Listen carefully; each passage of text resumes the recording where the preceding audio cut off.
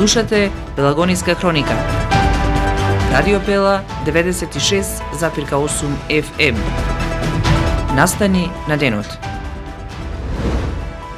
Откупот на тутунот ќе се интензивира од наредната недела со вклучување на сите 10 компании. Мерката за самовработување постигна рекорд со 6045 поднесени апликации. За штетите во стокови резерви од над 700.000 евра, МВР потврди дека меѓу апсените и екс-министерот за земјоделство Трајан Димковски. Продолжен притворот на 6 лица за злоупотреби во Прилепската болница. Прилепски судии ќе судат надпревар од Младинската лига на шампиони. Времето денеска облачно и студено. Урбан маркетинг. Секое патување ново доживување. Со Роман Прилеп патувајте до вашата дестинација заедно со нас. Секоја авантура се нови спомени и незаборавни моменти. Секојдневни патувања за Албанија и Црна Гора. Новогодишни и божикни тури. Метеори, божикното село Трикала. Со Роман Прилеп. Контактирајте не на 078 259 499. Превоз на патници Роман Прилеп. Ваш сигурен превозник. Секое патување со нас за вас е ново доживување. Роман Прилеп. Роман Прилеп.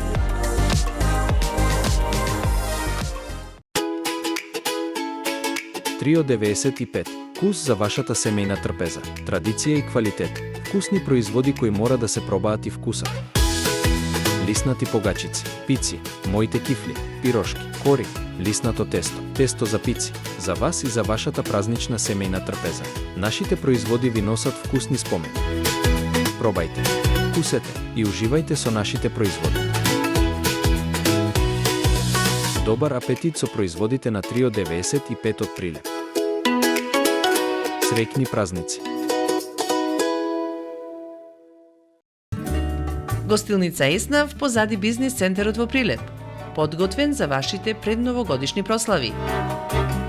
Прославете и наздравете за новата година со вашите деловни партнери, колеги и пријатели во прекрасен амбиент со највкусна храна во Прилеп и местни специјалитети.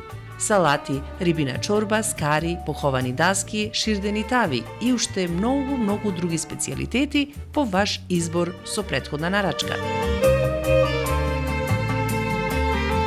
Телефон за контакт 078 276 204. Капацитет за 80 гости. Гостилница Еснав, ваш одличен избор за семејни прослави, роденденски забави, деловни состаноци и средби. Бирајте мудро, бирајте паметно. Гостилница Еснав позади бизнис центарот во Прилеп. Урбан маркетинг.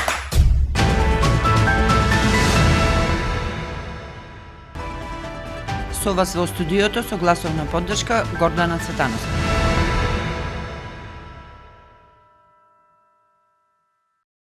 За 2 дена од четврток започнува со откуп Италмакс покрај тутунски комбинат и Кавекс Балкан, а од почетокот на наредната недела од 1 декември во откупната кампања се вклучуваат и останатите 7 откупувачи.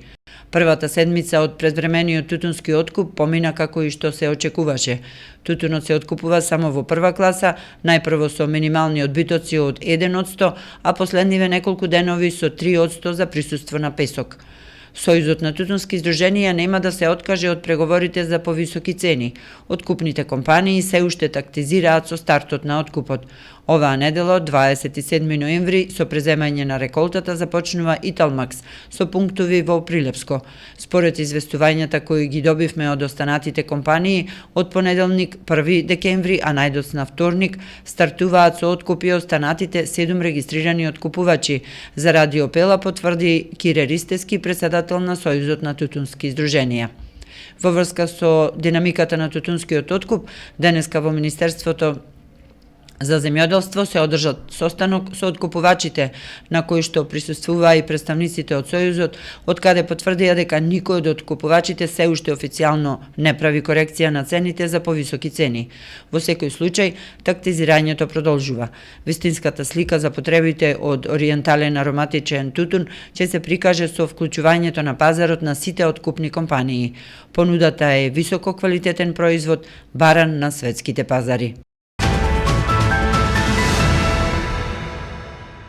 Мерката за самовработување постигна рекорд со над 6000 поднесени апликации. Поради големиот интерес, Министерството за економија и труд, заедно со Агенцијата за вработување, и предложија на владата ревизија на планот, со што беа обезбедени дополнителни 300 милиони денари, од кои 161 милион преку ребалансот за ниту еден потенцијален претприемач да не остане без шанса. Од 6045 апликации, 3296 се од млади лица по 29 години. Финансиската помош е значително зголемена – 7000 евра за лицата над 29 години и 10.000 евра за младите по 29 години. За оперативниот план за оваа година се издвоени 40 милиони евра, што е за 7,5 милиони евра повеќе од минатата година. Овие средства се очекува да опфатат 16.507 лица. Кај стартапите, доколку не успеат да го одржат отворениот бизнис 2 години или решат да го раскинат договорот, во првата година треба да вратат 80% од средствата, а во втората 60%. Основното јавно обвинителство бара одземање на пасошите на сите 5 осомничени за штетите во стокови резерви. Меѓу апсените и заменик министерот Трајан Димковски потврди Министерството за внатрешни работи. 5 лица се осомничени дека со злоупотреба на службена положба ја оштетиле државата за 780.000 евра, откако неправилно пријавиле огромен кусок од стоковите резерви на пченица и јачмен. Според основното јавно обвинителство Скопје, осомничените постапувале спротивно на законот и доставувале неточни информации до владата, што резултирало со отпис на стока вредна до 780.000 евра. Обвинителството посочува дека петтемина действувале како соизвршители во периодот меѓу 2019 и 2021 година, прикривајќи дека во јавното претпријатие Агроберза Скопје постои неоснован кусок на 1500 тони меркантилна пченица и 500 тони јачмен за сточна храна.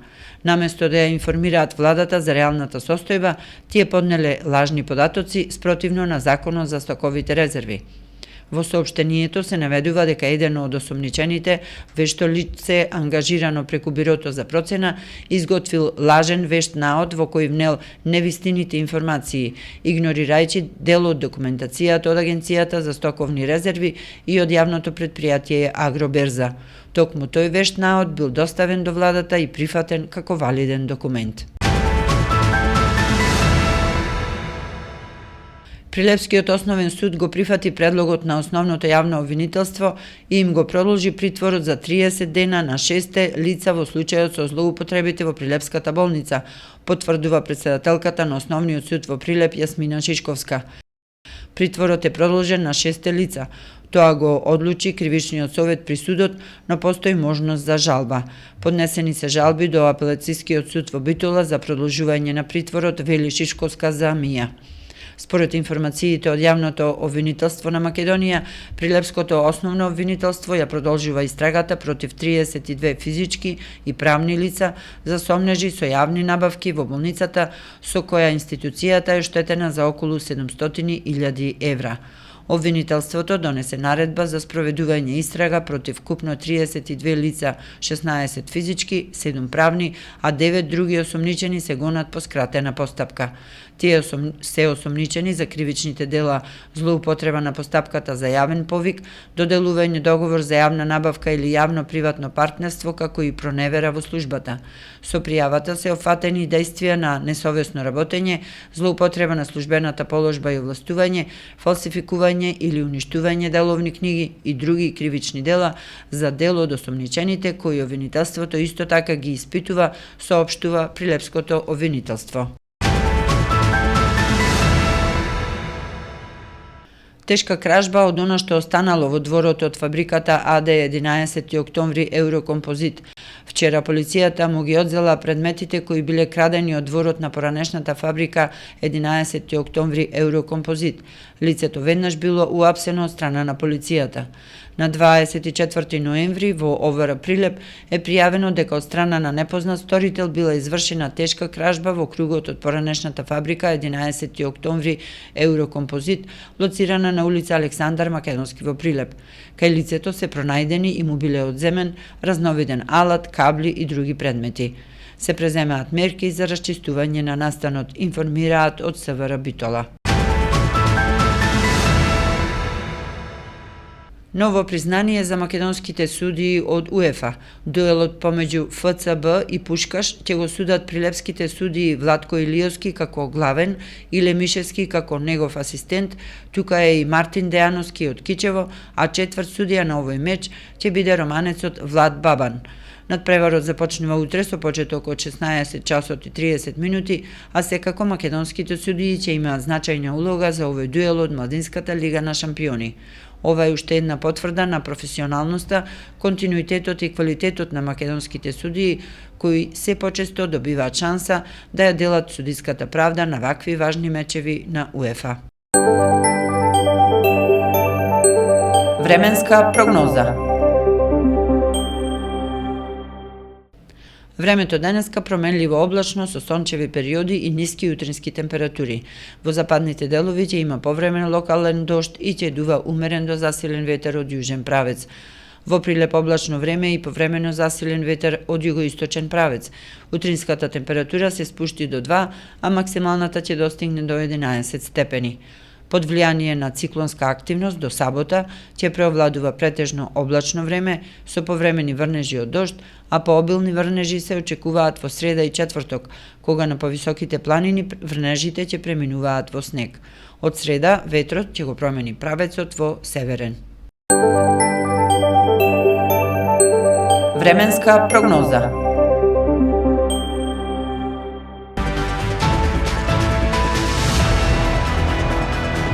Слушавте Пелагонинска хроника. Уредник Гордана Цветановска, техничка реализација Никола Димески, продукција Радио Пела, ноември 2025 година.